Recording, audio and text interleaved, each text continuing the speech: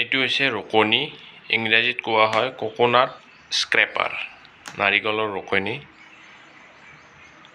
আমি যিহেতু নাৰিকল আপ্যায়নৰ এটা উপাদান হিচাপে ব্যৱহাৰ কৰোঁ পিঠা পনা বনাওঁতে, পবিত্ৰ ঈদ হওক নাইবা বিহুৰ পিঠা বা কোনো মাংগলিক কাৰ্যৰ পিঠা পনাত নাৰিকলৰ পিঠা, নাৰিকলৰ লাড়ু ব্যৱহাৰ কৰা হয়।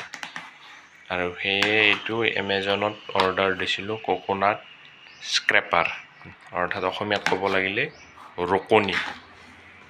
কেনেকুৱা হয় চাওঁ আচলতে, কেনেকুৱা প্ৰডাক্টটো।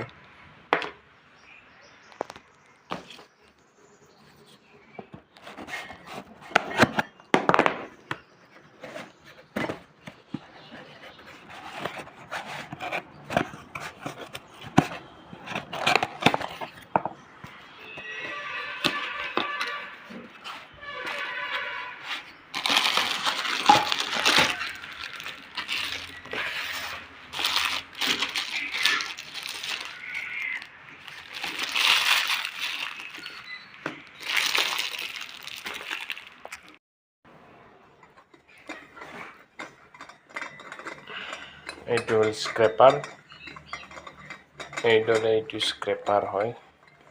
আৰু এই স্ক্ৰেপাৰটোত নাৰিকল এইদৰে কাটি পেলাই ইয়াতে নাৰিকলৰ খাহটো দিলে ৰুকা যায়, ইয়াৰ যিটো ফাইবাৰ তথা নাৰিকলখিনি ৰুকা যায়। ষ্টেইনলেছ ষ্টীল হয়, গতিকে মামৰি ধৰাৰ প্ৰশ্নই নাই।